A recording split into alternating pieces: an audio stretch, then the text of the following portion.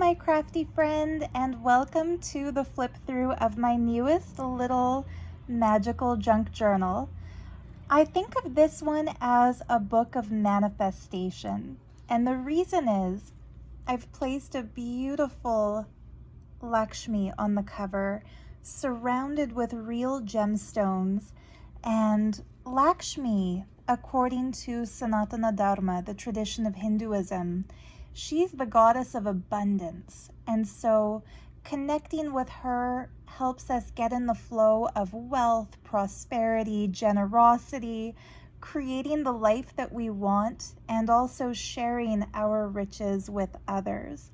And so by placing her on the cover of the journal, I imagine that this book could really be used for writing down dreams, goals, ideas, maybe business plans or creative plans, or doing something that I learned about very recently while searching YouTube for other magical journal ideas, and that's called scripting. So I'm adding this to my list of ways to use a junk journal that will eventually get made into a video. But if you haven't heard of it, if you, like me, are kind of new to this concept, scripting is sort of a journal version of a vision board where people manifest their goals by writing about the goal as if they've already accomplished it. So for example, if I've set for myself the goal of getting 500 subscribers on this YouTube channel, I would write a journal entry that says, "Congratulations to me, I have 500 subscribers now on my journal channel." And the idea is, if we feel grateful for the thing that we want already, the thing that we want is no longer something that causes us an inner disturbance. We don't feel sad that we don't have it yet. And so by the law of attraction, if you believe in that kind of mystical stuff, which I'm kind of on the fence, but leaning towards the side of I want to believe in it. If you believe in that kind of stuff, that your vibration attracts what you experience as reality. The idea is that gratitude attracts more blessings than a feeling of lack, or the lack mentality, as they call it.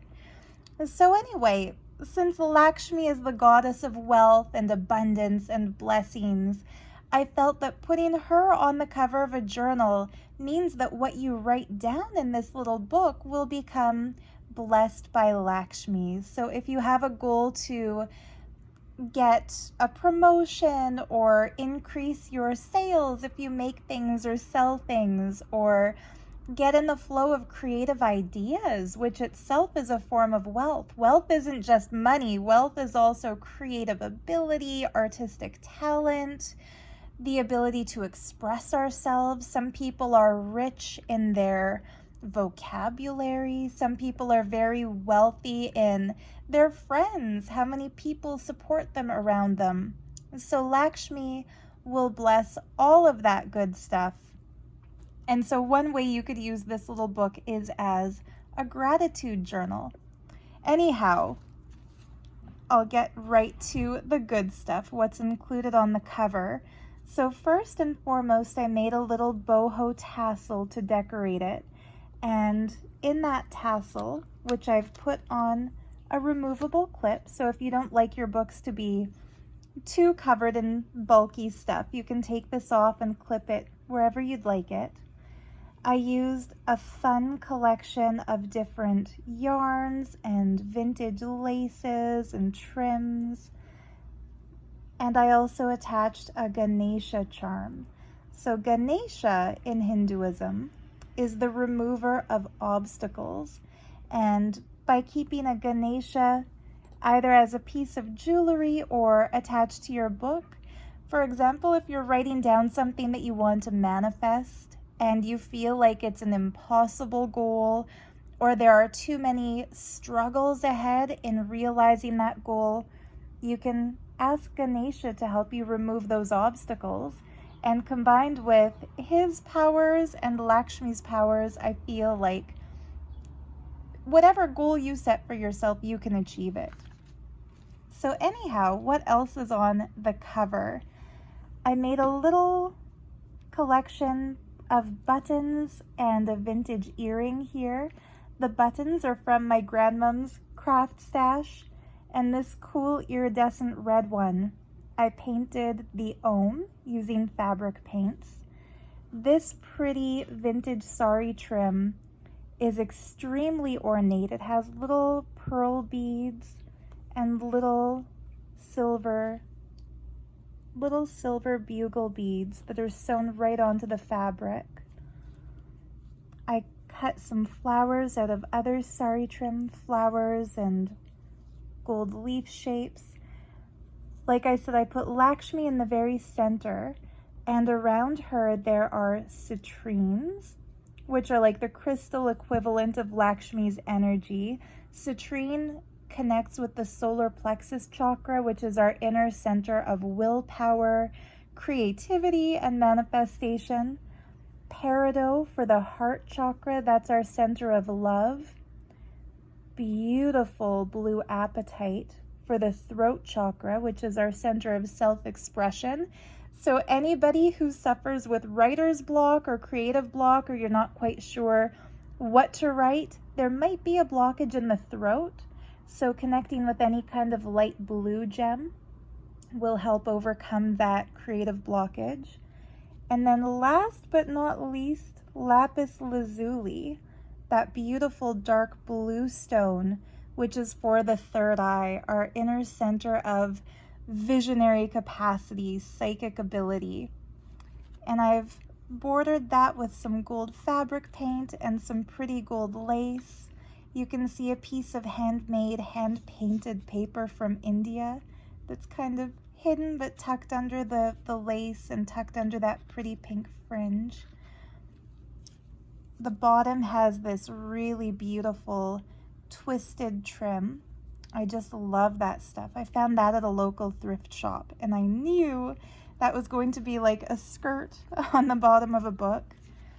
The spine I covered in this pretty mesh fabric, and then this is the back of the book. Another really pretty fabric that I found out thrifting that has some cool gold edging in it. A piece of sari trim, and I actually made that into a pocket.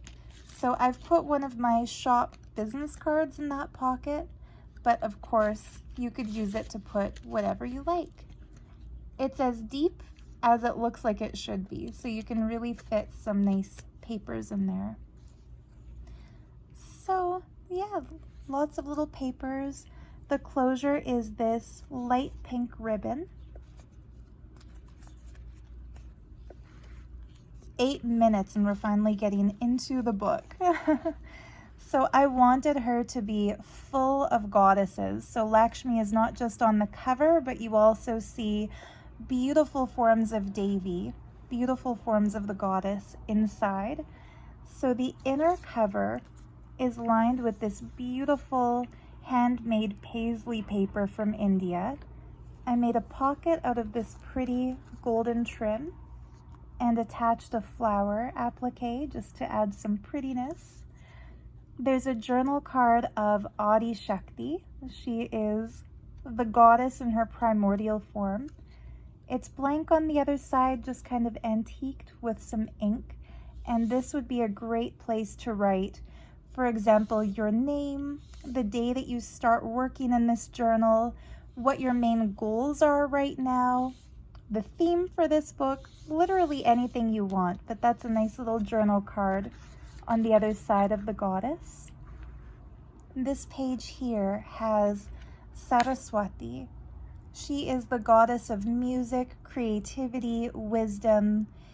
In the sacred beliefs of Sanatana Dharma, she's also seen as the one who brought language to planet Earth. So for anyone interested in the etymology of words or the history of language, she is the mother of Sanskrit.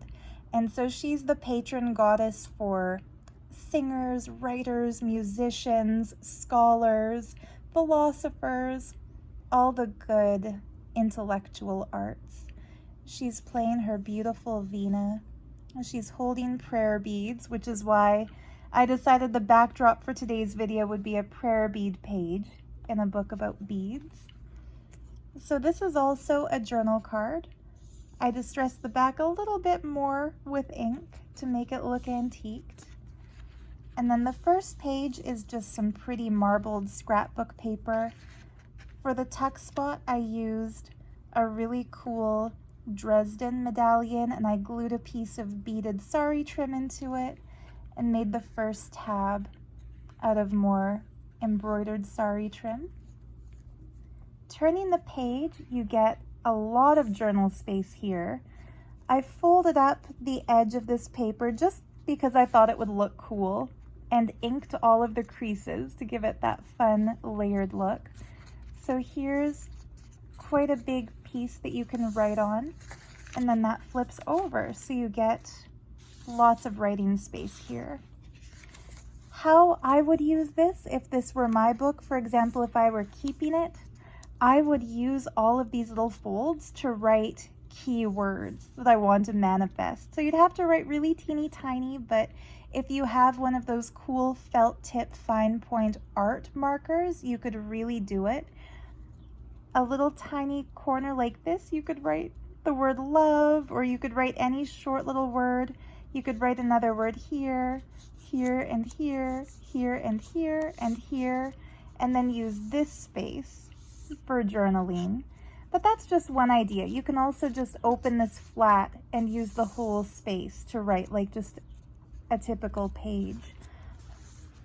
But I'm going to try to give ideas for how to use the books as I flip through them, just because I've had some people ask.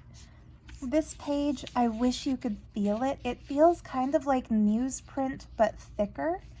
It's from an antique Japanese book. This page is ledger paper, and I stuck some sticky notes to it. So cool planet sticky notes. You can use these to write goals or shopping lists or whatever you want. You can leave them in this book or take them out and use them as post-its.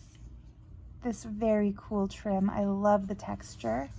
I always try to make these books tactile, so there's lots of different textures to feel. There's a pocket on this pretty coffee-dyed teal paper made out of sari trim. And in that pocket, I've put a picture of Durga Devi. She sits on her vahana, or her vehicle, of a tiger, and she represents strength. So far, the cover is the goddess of wealth. The inside first page is the goddess of arts and creativity. Now you have the goddess of power and strength. So you can definitely see there's a goddess theme to this book. I made just a tiny tuck spot with some hand-painted Indian paper on this side and put a little scrap of that antique music paper and just a tiny little cutout that I made by printing a bodhisattva image. So you can use this as a tiny journal card, or you can glue it down somewhere as part of a collage. The grid paper has a pocket made out of that pink sari trim, so lots of space to journal here, plus this little scrap flip book with just some torn edges of papers that I've used and some tickets. So fun to use for collage, or these are great places to write passwords so that you don't forget them, or email addresses, or you can tear the strips off and write little notes, or you can tear them off and use them in collage. Lots of things to do with them. Lots of writing space here. This is some pretty handmade paper with real little flower petals in it. Another sari trim tab. This is a great backdrop for collaging. It's a page out of a French book, an antique French book. More sari trim. And then on this side, I made a tuck spot using a ticket that I glued some really pretty beadwork to.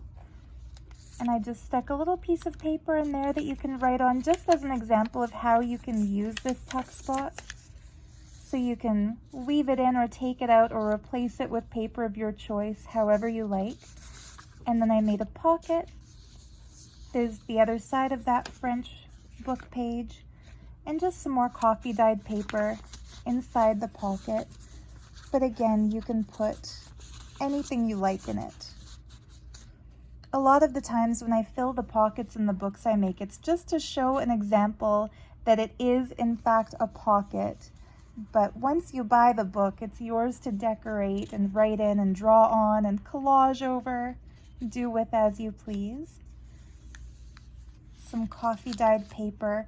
The way I did this, I put a white piece of paper in a cookie tray, then I poured coffee over the whole thing. Then I put a stencil down over top of it, and then I put a piece of green printer paper on top of that. And then I left it overnight. So the coffee collected inside the stencil, and it actually pulled some of the ink from the green paper down into it. So that's how it got that cool color. I think it looks really pretty. And that, of course, you can just write over. More grid paper, some vintage music paper. People use these in junk journals by just writing in the negative space, and you can also use it to collage over. So say you have a photograph and you want to keep that photo in your book, you can just glue it down right there. Lots of space to write in the margins. And you could also put a little bit of glue here and glue that down and make yourself another pocket if you want to. Here's more of that handmade Indian paper, the same paper that lines the inside cover.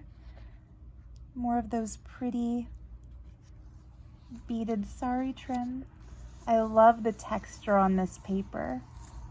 Feels like Braille. It's really cool. And that brings us to the center of the signature. This is my favorite part of the whole book. I'm very excited to show you.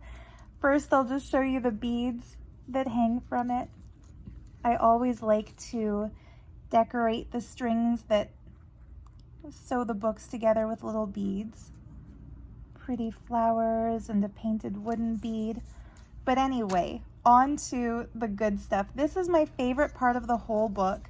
So of course you can write here, here, here, and here. But what this is actually a vintage Vedic astrology. Whoops, I better put those to the side. It's a vintage Vedic astrology chart, and it's left blank. So if you went to a Vedic astrologer, you could actually have your astrology details filled in. But I just love it. So we have Lakshmi and Ganesha, the two deities who we have on the front cover of the book. Ganesha, who you see on the little tassel here, and Lakshmi, who's in the center of all the gems. And then in the borders, you see all kinds of beautiful mystical symbols. This is called a Purna Kumbha. It's a pot of plenty. So it's a pot filled with a coconut and sacred herbs decorated with leaves and flowers. It's what they give you in India if you are an honored guest. They'll greet you with this. There's the flag of India, the rising sun, the swastika, which is not a Nazi symbol for the record. It originates in India, and it's a symbol of prosperity, abundance, auspiciousness. You see it especially associated with Lord Ganesha, and so it's actually a lucky charm. The Purna Kumbha, the rising sun, and then we see the symbols repeated here. So these empty forms are the grids where an astrologer would fill in your planetary positions and the nodes and your ascendant, your rising sign.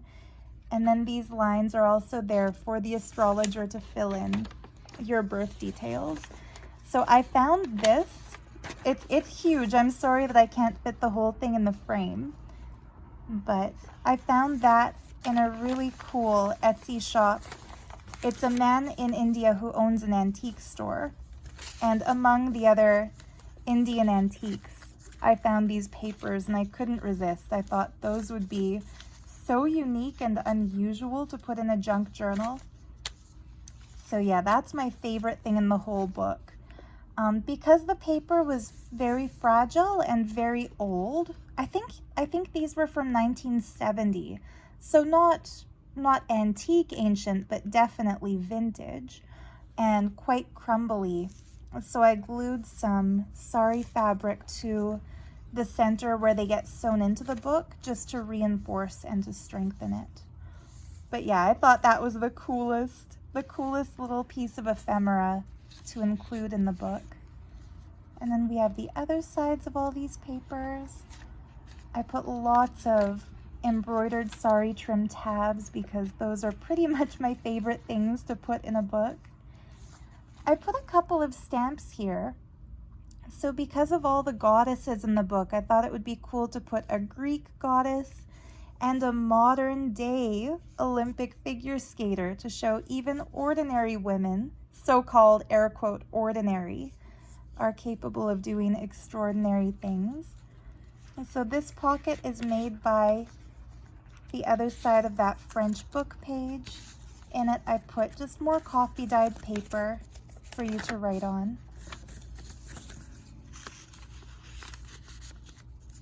And a few really cool train tickets from Sri Lanka.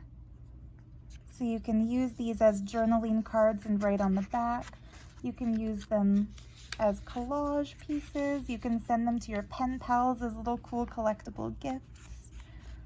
Another embroidered tab with some pretty sequins. There's the other side of that French book page. So again, perfect place to collage in your favorite magazine clippings or pictures, or some people like to keep samples of each of the washi tapes in their collection. So one way I've seen people use book pages that I think looks so aesthetically pleasing is to just put little bits of washi tape over the whole thing. More of that pretty handmade paper. Another cool embroidered sari trim piece. I think when I glued it down, it got a little bit, there we go. I like it when I can separate them without damaging the paper. Some more of the grid paper. I made a pocket using this gorgeous embroidered sari trim. So that's the other side of that coffee dyed page. And here's the Bodhisattva Manjushri, made into a journaling card. All the journaling cards, by the way, you can also just take them out of the journal if you want it, if you'd rather fill the pockets with your own goodies. The other side of that grid page, the other side of that Japanese book page. And then this I thought was a really fun detail. This is a piece of really beautiful gold scrapbook paper, and it folds down. Inside it, there's a pocket made out of more of that scrapbook paper, inked the edges to make it look older. The only sticker that I put in this book, just because I couldn't resist putting a sticker down, it's a butterfly to symbolize transformation. So for example, the little caterpillar that went to its chrysalis might have envisioned itself with wings and manifested that ability to fly. There's another journaling card. This is from an ancient Indian kid's story about a princess and a swan. That's also a journaling card. And you can really put more stuff in these pockets too. That's just there as an example. And so here's some coffee dyed paper to write on. That flips up and you get lots of paper. So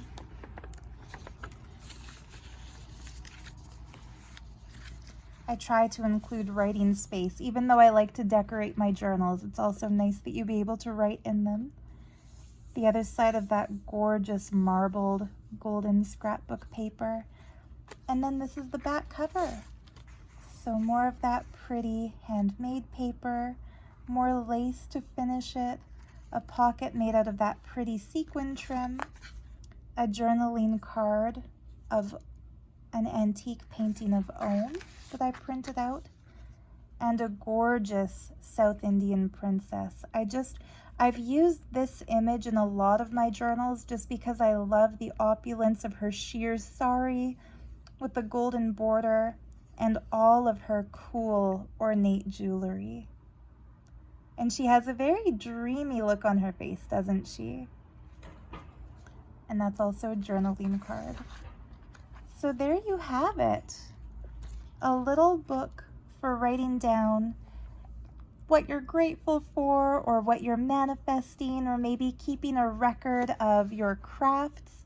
My Auntie Mary Lynn, hi Mary Lynn, who I know watches all of these videos, had mentioned that in some of the videos as the background I show my own journal, and she had mentioned being curious, like, what do I write in my journal?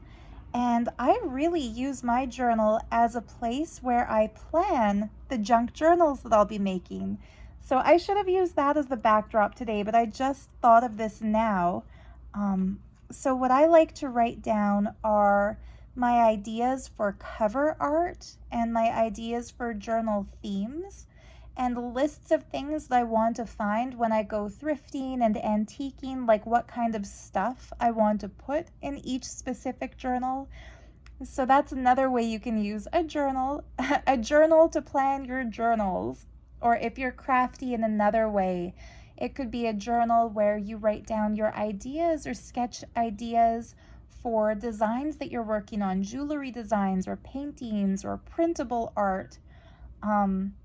I know I've mentioned this in previous videos, but the last thing I'll say before I end this one here, the very first time I ever actually saw a junk journal was years ago when I was in art school.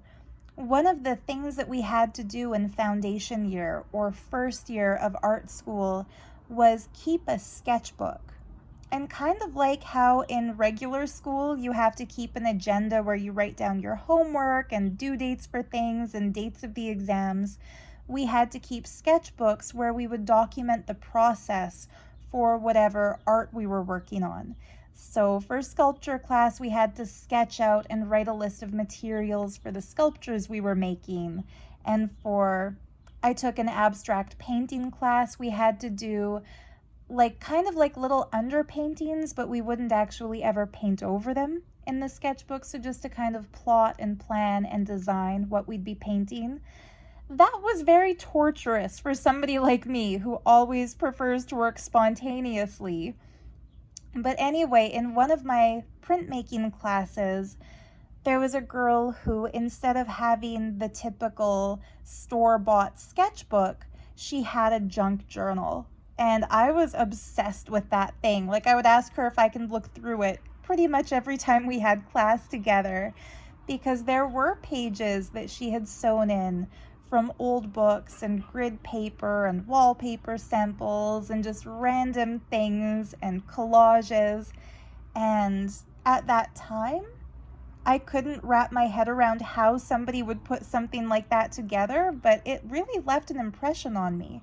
So another way you could use a junk journal would be as something like a project book or an idea book or a sketchbook, and use it to plan. This was my long story way of saying what I already just said, but as a way to plan your creative ideas. Anyhow, whoever winds up buying this little gem-covered magical book, I really wish you all the best and hope that Lakshmi helps you manifest abundance, that Saraswati helps bring you into the flow of constant creativity, that Adi Shakti helps you express that inner divinity that you have, and that Ganesha will remove all of your obstacles. If you don't buy this book, if you're a junk journal maker yourself, I wish you all the best in your crafting, and I look forward to seeing you again for a flip through video next week. Much love. Bye-bye.